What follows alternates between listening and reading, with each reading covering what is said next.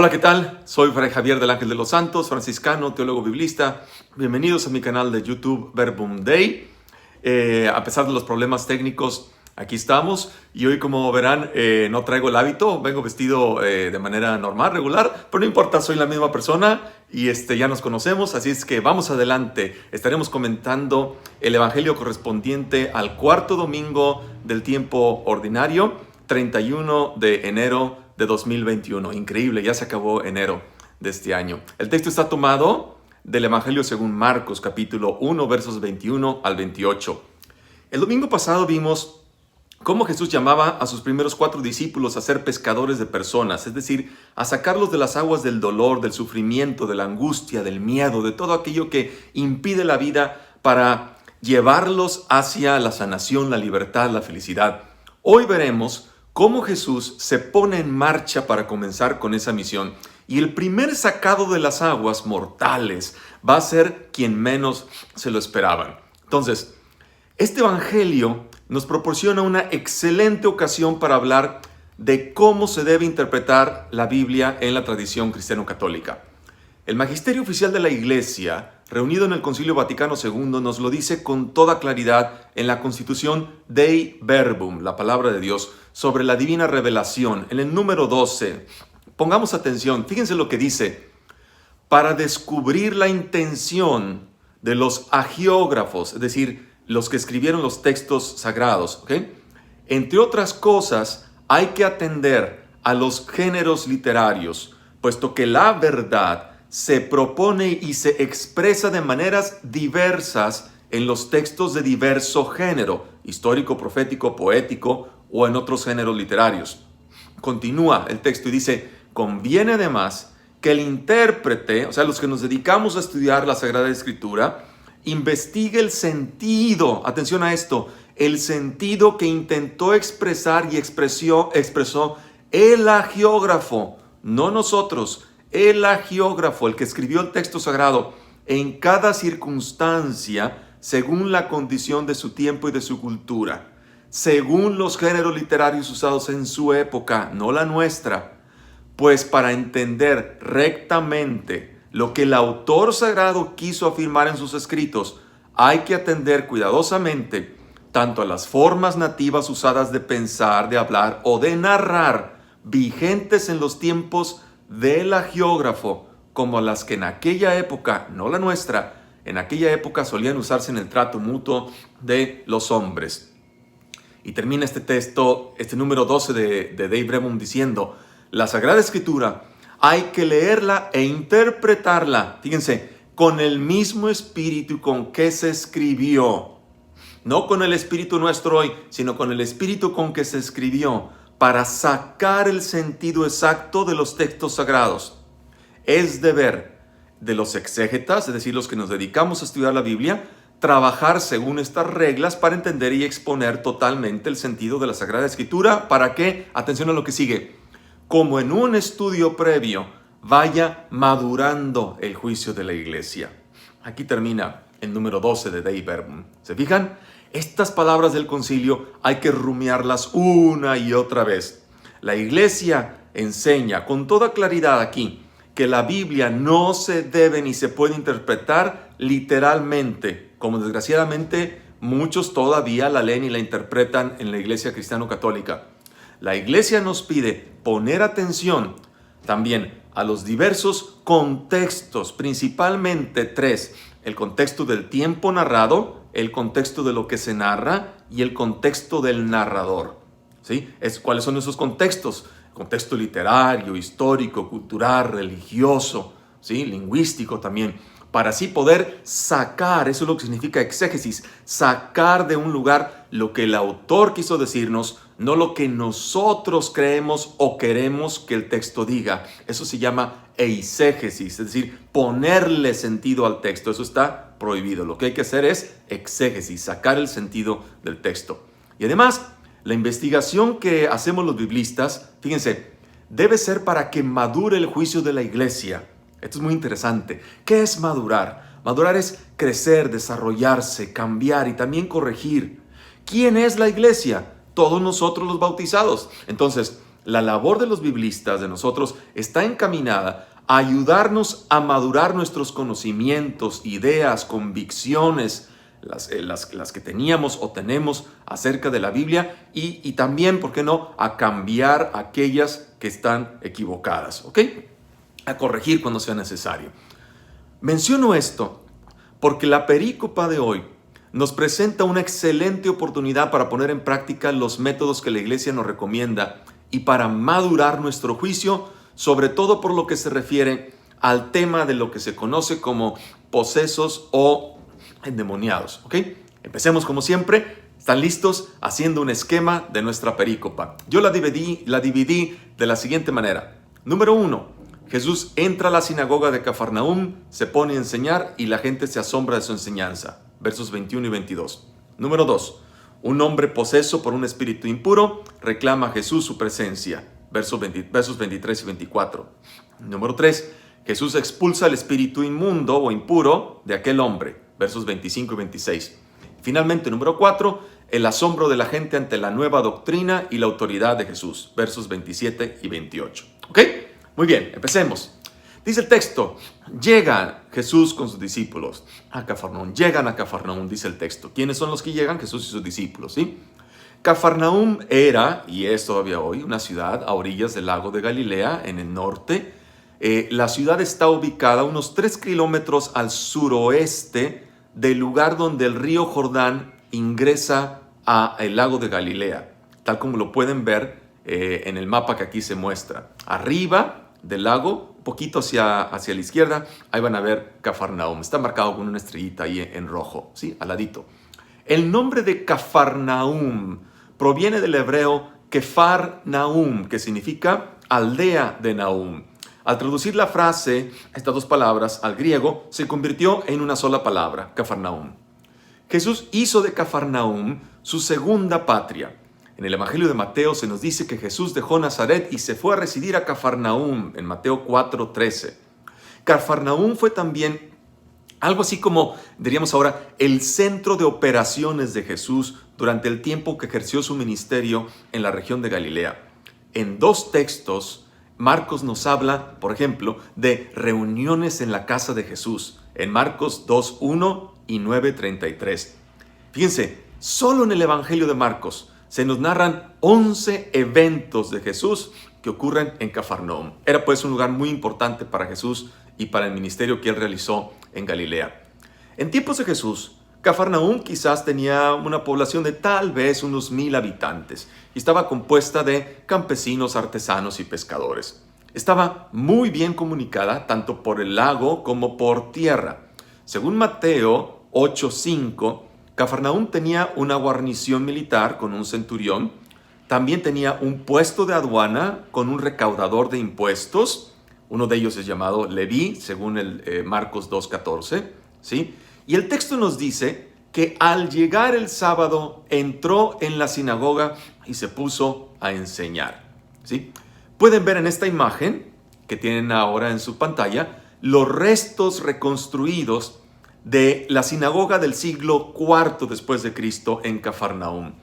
Debajo de ella ven que hay unas ruinas que según algunos arqueólogos pertenecen a la sinagoga del siglo I que conoció Jesús y en la cual él fue a enseñar.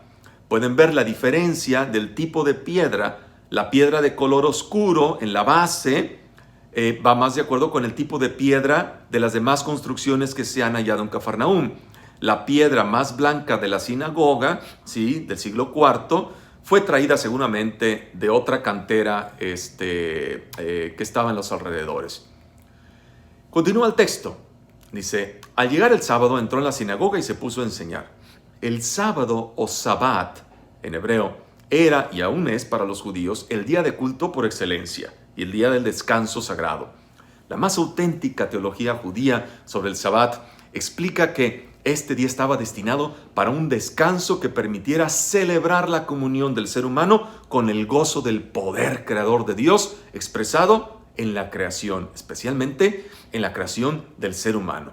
En el relato del Génesis, recuerden cómo Dios descansó el 7º día e invitaba al ser humano a participar de ese descanso gozoso. ¿Okay? Ese es el sentido teológico del sábado. Por otra parte, la palabra sinagoga, dice que entra en una sinagoga. La palabra sinagoga viene de una palabra griega que significa sinagogein, que significa congregar, reunir. Las sinagogas eran edificaciones donde los judíos se congregaban para escuchar y comentar las escrituras, también para orar.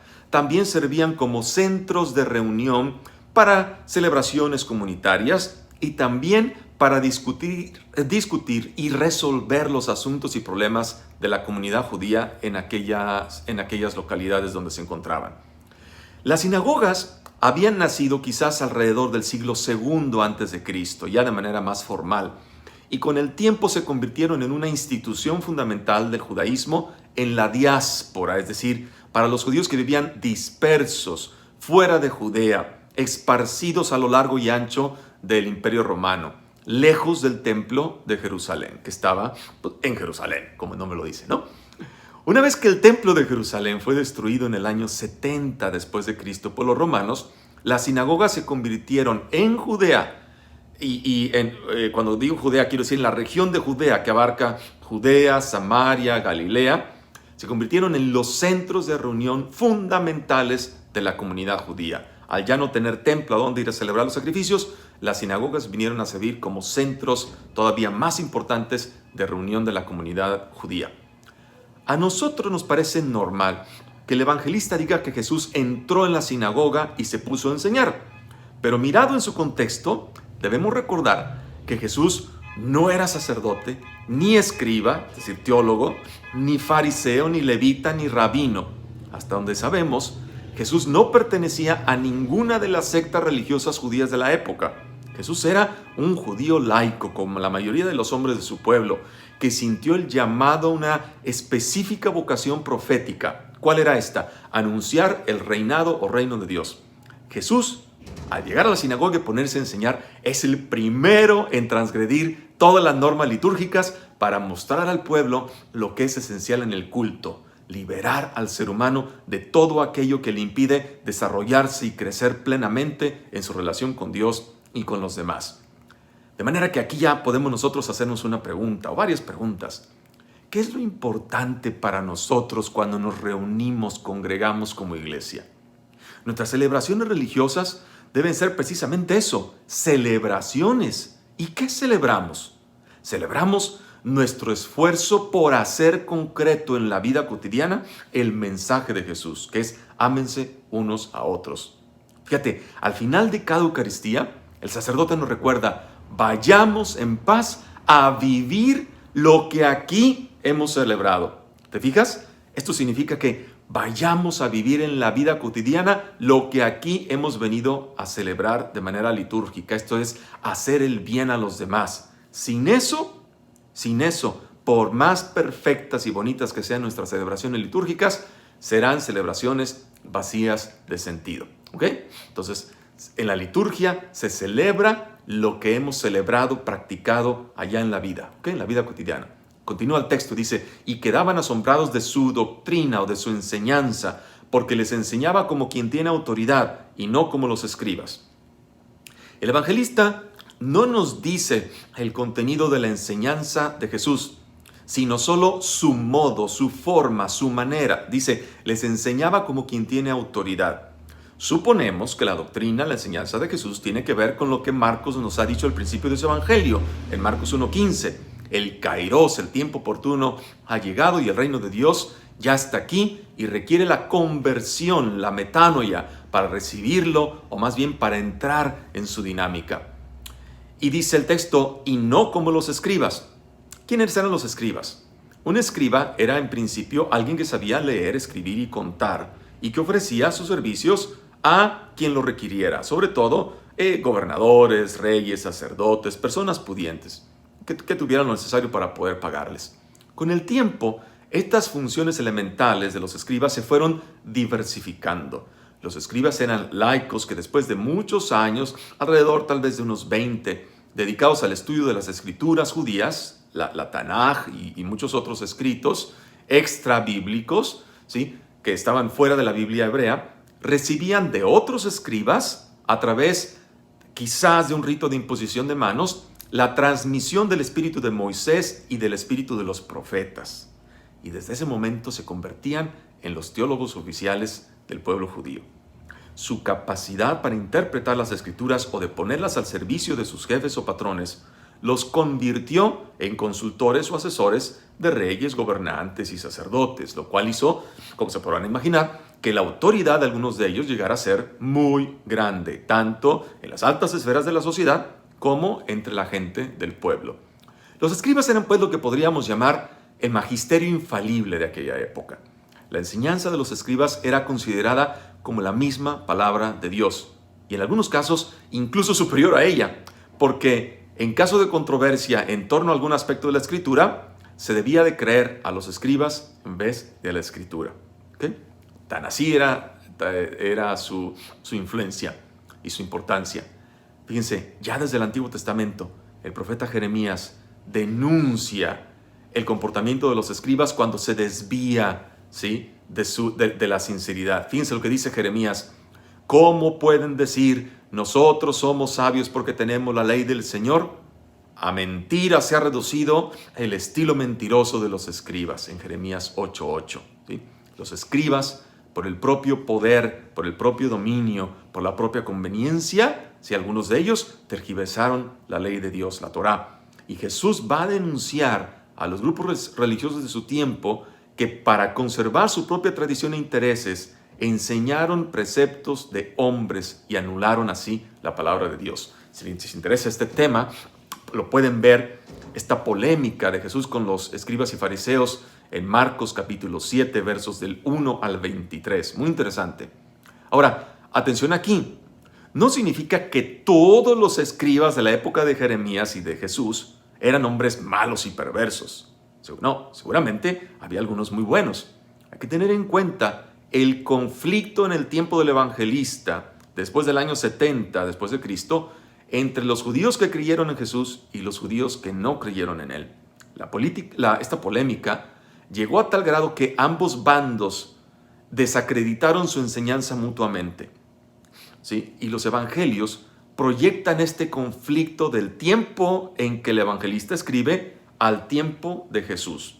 Lo que aquí el evangelista nos muestra es como una parte de este grupo religioso se opone al mensaje de Jesús. Y continúa el texto. Entonces, bien claro con eso, ¿ok?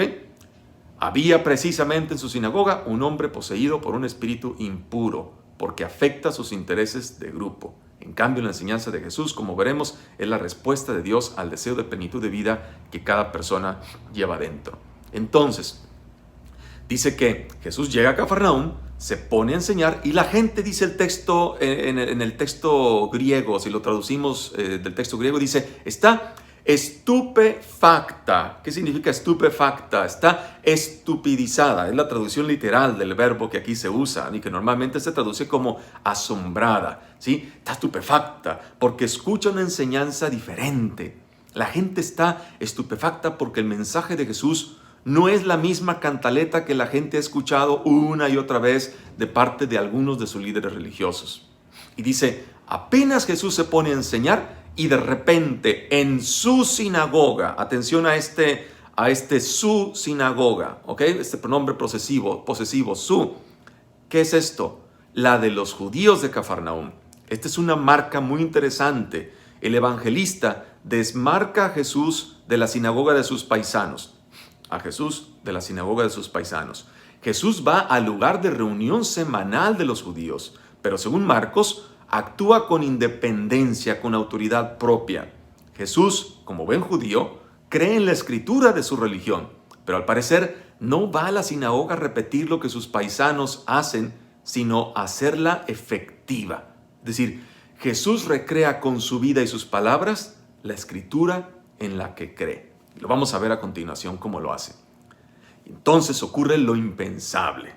Había precisamente, dice el texto, en su sinagoga un hombre poseído por un espíritu impuro. Pongan mucha atención, por favor, a lo que sigue, porque esto que viene es tremendo, se va a poner bueno. Recuerden que estamos traduciendo la escritura del texto original en griego koiné, en griego común, ¿ok? El texto en griego no dice, había precisamente en su sinagoga un hombre poseído por un espíritu impuro. Esa traducción es incorrecta.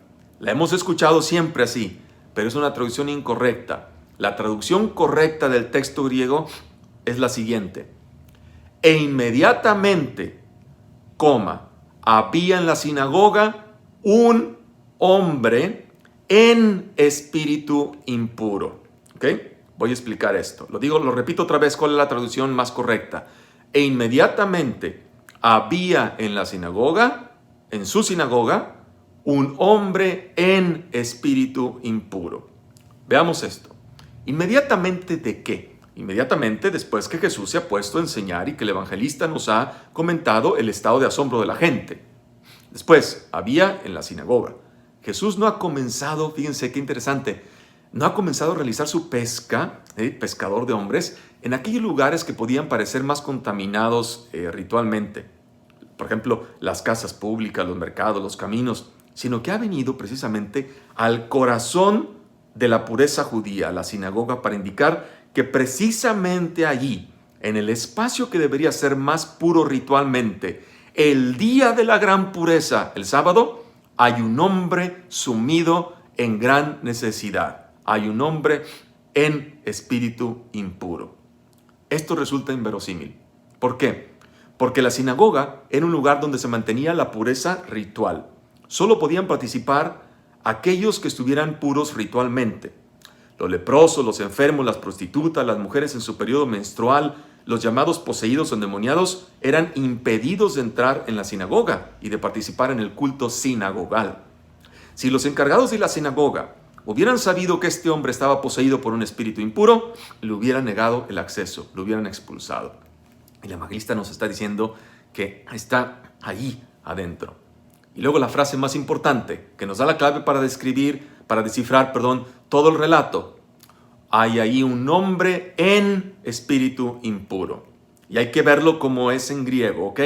Esto va para que aprendamos algunas palabras. En griego esto se dice así. Anthropos en neimati akatharto. Anthropos en neimati akatharto. ¿Sí? Tanto la palabra hombre, anthropos, como espíritu inmundo o impuro, neimati akatharto, les falta el artículo determinado. Por lo tanto, se puede traducir como un hombre en espíritu inmundo o un hombre en un espíritu inmundo. ¿Ok? La partícula en griego, ¿sí?, es una preposición en dativo que significa algo o alguien que está dentro de algo o alguien. Es decir, que alguien participa de la condición y está bajo la influencia de algo o de alguien. Y puede ser algo positivo o negativo.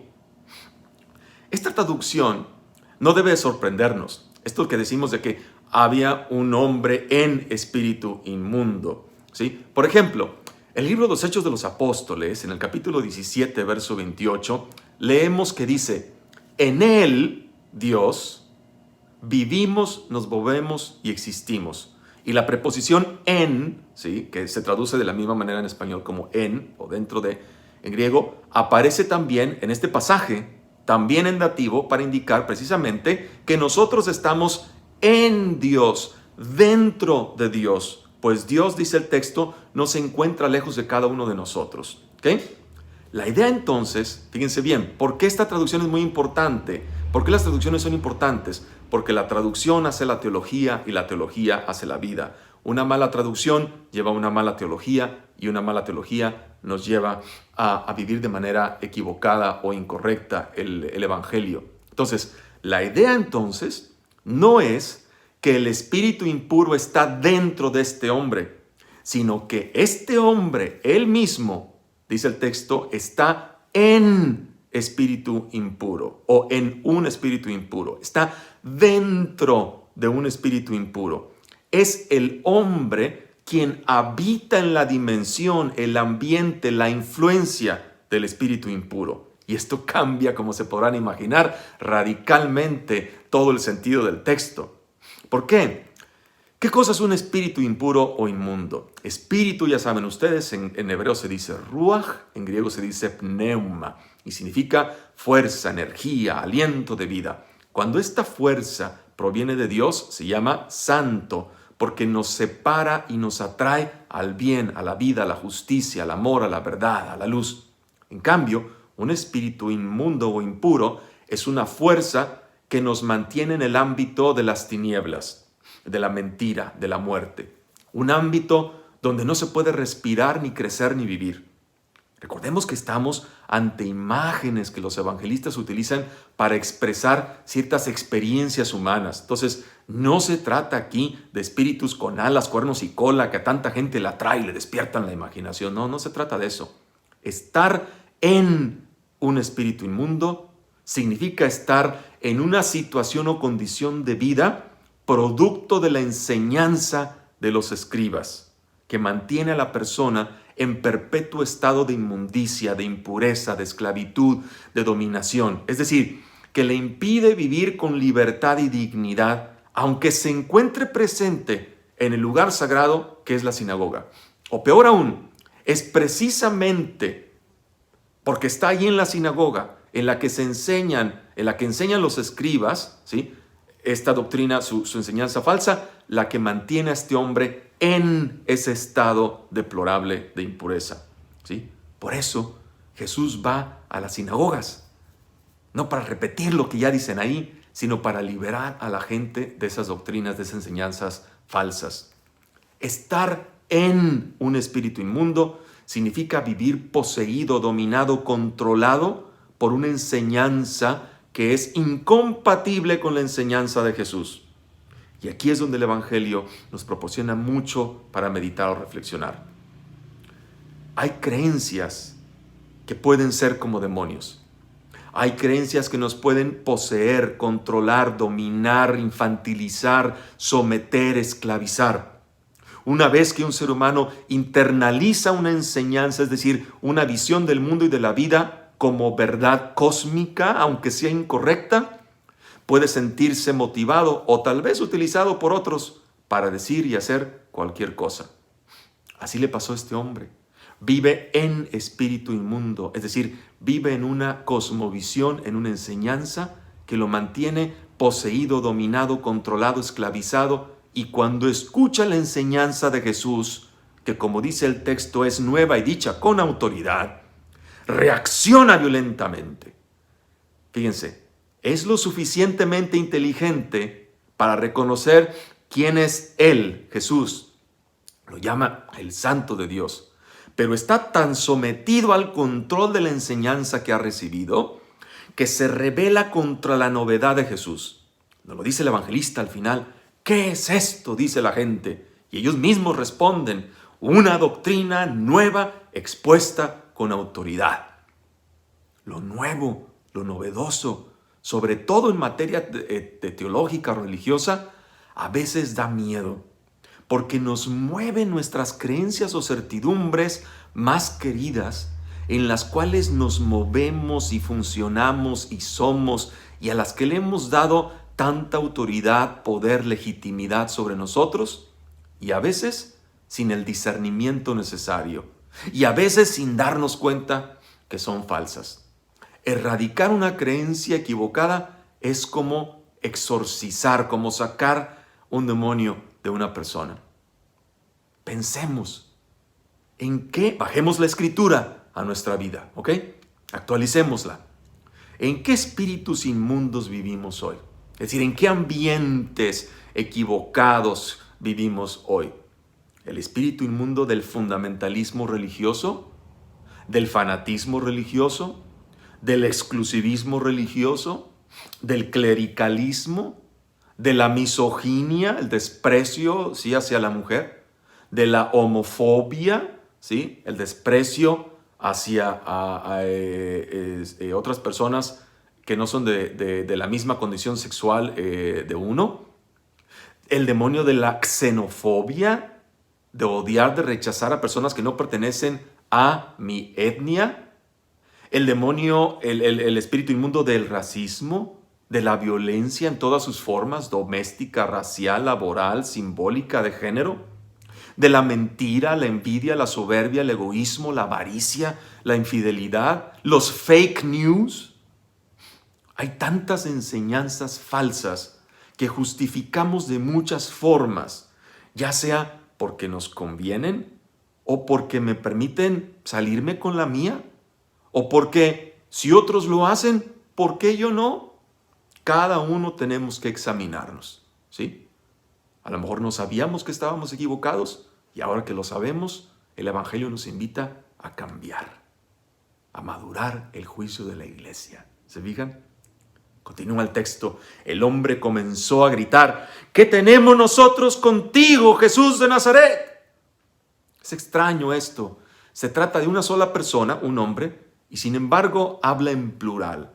Y además lo llama Jesús de Nazaret, es decir, le recuerda su origen deshonroso, ya que Nazaret, como recordarán, era un pueblucho desconocido, insignificante, miserable en Galilea, que jamás es mencionado en el Antiguo Testamento, y cuyos habitantes tenían fama de gente ignorante, revoltosa, deshonesta.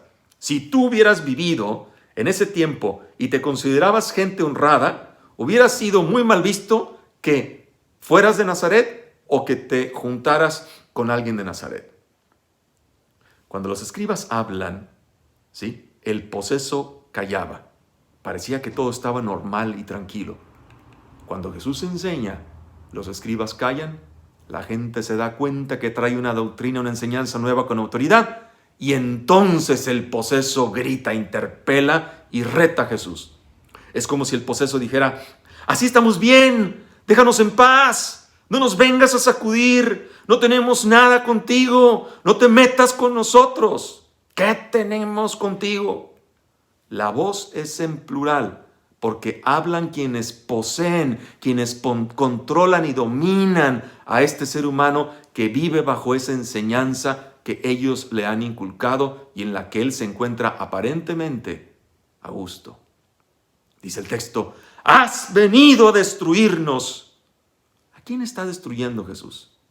¿Quiénes son los que se sienten amenazados o destruidos por su enseñanza? ¿Qué es lo que Jesús está destruyendo con su enseñanza?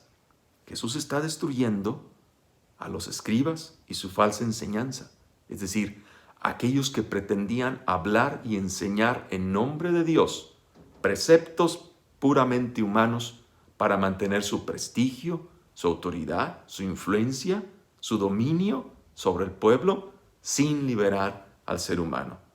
Y esos son los que se sienten amenazados por la enseñanza de Jesús, esas voces en plural.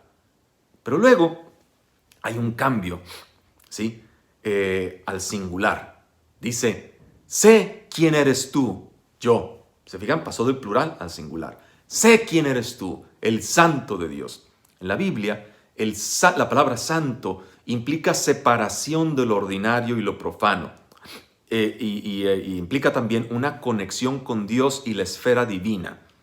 De hecho, Dios es el santo por excelencia. Las personas, las cosas y las acciones son santas por asociación con Dios, como el santo por excelencia. La santidad implica consagración y dedicación a Dios y separación de lo malo, de lo impropio, ¿sí? Al llamar a Jesús el santo de Dios, el espíritu impuro reconoce que Jesús es más que un maestro sabio o un sanador poderoso. Más bien, como el santo de Dios, Jesús revela la persona de Dios y la voluntad de Dios, auténtica, ¿sí? En su narrativa, Marcos dice lo que la comunidad ya sabe y cree, ¿okay? Porque escribe desde y para una comunidad que ya sabe y ya cree lo que está escribiendo. Pero lo escribe como si Jesús no quisiera que la gente supiera. Esta técnica literaria del evangelista la utiliza para invitar a la gente a que ponga atención en lo que realmente es importante. Jesús no se pone a discutir sobre conceptos o títulos sobre su persona. El enfoque está en la acción sanadora y liberadora de Jesús. ¿Cuál es la acción del evangelista? Quien busca manifestaciones o declaraciones extraordinarias para poder creer en Dios, no podrá entender quién es este Jesús. Y luego continúa el texto, dice, le conmina a Jesús diciéndole: cállate y sal de él. Con autoridad, demandando. En el conflicto entre el Espíritu de Dios y el espíritu impuro, triunfa el Espíritu de Dios. Espíritu que trae vida, libertad, plenitud al ser humano. Jesús libera al hombre del espíritu impuro, es decir, de aquel ámbito en el cual el hombre habitaba y que lo mantenía sometido, a pesar de o precisamente porque participaba en el culto de la sinagoga, es decir, en la enseñanza falsa de algunos escribas. Continúa el texto, y agitándole violentamente, o más bien convulsionándolo, el espíritu inmundo, ¿sí? El evangelista utiliza aquí una visualización terapéutica que muestra la ruptura interior en la que vivía aquel hombre poseído. ¿Por qué agitándole o convulsionándole? Porque cuesta trabajo despegarse de la enseñanza religiosa equivocada en la que se ha creído tanto tiempo. Cuando en cierto momento de la vida nos damos cuenta que ciertas cosas de la enseñanza religiosa en la cual hemos creído ciegamente sin cuestionar no son ciertas y no provienen de Dios, todo esto produce una agitación violenta en nuestro interior.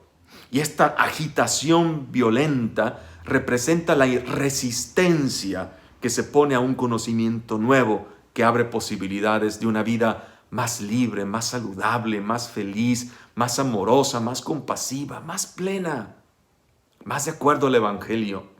La agitación violenta, la convulsión, también representa el derrumbe de todo el sistema de creencias equivocadas que nos sostenía y que aparentemente daba sentido, seguridad y estabilidad a nuestra vida. Nos han enseñado siempre que ciertas cosas son sagradas, inviolables, incuestionables, y cuando descubrimos que no lo son, y que además son invento de seres humanos, y que además impiden la comunión con Dios y con los demás, es como si se produjera una violenta agitación, una convulsión, ¿sí?, que inevitablemente resiente todo nuestro ser, nuestro cuerpo, nuestra mente, nuestro espíritu. Y estas agitaciones o sacudidas son violentas, pero necesarias para madurar y crecer en la vida espiritual, que no es otra cosa sino una vida muy práctica de amor inspirada por el Espíritu de vida que es Dios. Yo digo, benditas agitaciones, benditas convulsiones que nos despojan de todo el bagaje innecesario que nos estorba para crecer en amor, en solidaridad, en compasión, en justicia, en libertad, en felicidad. Hay que abrazar esas agitaciones, aunque de momento cueste. Verán que después se encuentra la paz, la felicidad, la armonía, la comunión con Dios y con los demás. Continúa el texto. Dio un fuerte grito y salió de él. ¿Sí? El espíritu impuro. Esta liberación de la enseñanza religiosa que lo tenía dominado es como un parto. ¿Sí? ¿Se acuerdan los bebés cuando nacen? ¿Qué hacen? Gritan de inmediato, ¿no? Porque se llenan de aire sus pulmones, ¿sí? Así es, la liberación de la enseñanza religiosa que lo tiene dominado, este hombre es como un parto, se sale de ella gritando y con violencia, ¿sí? Un parto es violento, muy violento, y luego se respira. Por fin la vida. Viene la tranquilidad y la paz, se puede vivir en paz. Y sigue el texto, todos quedaron maravillados. No hay miedo en el ambiente. El verbo griego aquí, para decir maravillado, implica que es una sorpresa agradable. Cuando nos liberamos de todo lo que nos oprimía, se acaban los miedos. ¿De cuántas cosas buenas nos perdemos por el miedo a perder lo que hoy tenemos? ¿De cuántas cosas buenas nos perdemos por el miedo a perder lo que hoy tenemos? Al principio da miedo abandonar las creencias arraigadas, perder la seguridad a la que estábamos acostumbrados, salir de la estabilidad en la que estábamos confortablemente instalados. Pero si tenemos el valor de avanzar y confiar en la intuición que Dios ha sembrado en nosotros, en esa semilla llamada buena nueva, fíjate, buena nueva, no es vieja, es buena nueva, llamada evangelio, entonces nos daremos cuenta de que el miedo se desvanece y entonces se vive en paz y en una libertad auténtica, profunda, permanente. Se puede vivir maravillado. Tanto, dice el texto, que se preguntaban unos a otros, maravillados están, que se preguntaban unos a otros, ¿qué es esto? ¿Una enseñanza nueva expuesta con autoridad? Se fijan otra vez la novedad. La enseñanza sinagogal de la cual eran depositarios los escribas era lo que mantenía a este hombre en un espíritu inmundo, impuro. En cambio, la enseñanza de Jesús no es algo que se va a añadir a lo que enseñaban los escribas, sino una enseñanza completamente nueva. Y aquí notemos, por favor, el adjetivo nuevo, que significa dos cosas. Una, que lo que Jesús enseña es diferente a lo que enseñaban los líderes religiosos de su época. Y dos, que es de una calidad superior. Esta enseñanza nueva, la buena nueva, tiene la autoridad que proviene de Dios, no de una institución religiosa. A veces nos han enseñado a creer y a defender la verdad de la autoridad, cuando a Jesús lo que le importa es la autoridad de la verdad. Y la verdad para Jesús, fíjate bien, consiste en trabajar por el bien integral del ser humano. Eso es la verdad para Jesús. La gente reconoce que la enseñanza de Jesús tiene autoridad, porque en primer lugar es un mensaje positivo que conecta con todos en la vida cotidiana. Y en segundo lugar, es un mensaje que se predica con el ejemplo. Jesús predica con el ejemplo, libera, ¿sí? En este Dios sí que es posible creer. Sí que es posible creer. Y la gente añade, manda hasta los espíritus impuros y le obedecen.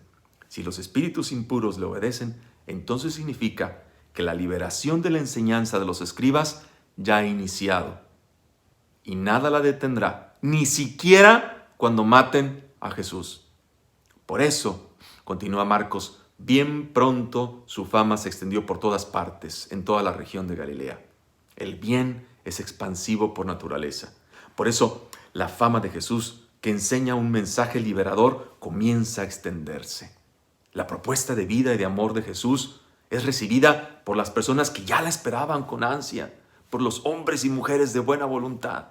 La pregunta es, para nosotros hoy aquí, ¿estamos listos también nosotros para recibirla con asombro y para ponerla en práctica con creatividad? Muy bien, hasta aquí mi contribución. Espero que este estudio bíblico haya sido de utilidad para todos ustedes. Acuérdense, hay que volver sobre esto una y otra vez, porque seguramente estamos ante la novedad del Evangelio, ¿sí? Una novedad que siempre es expansiva y nos reta y nos confronta, ¿sí? A salir de nuestra zona de confort. Bien, hasta aquí le dejo porque podríamos seguir comentando más.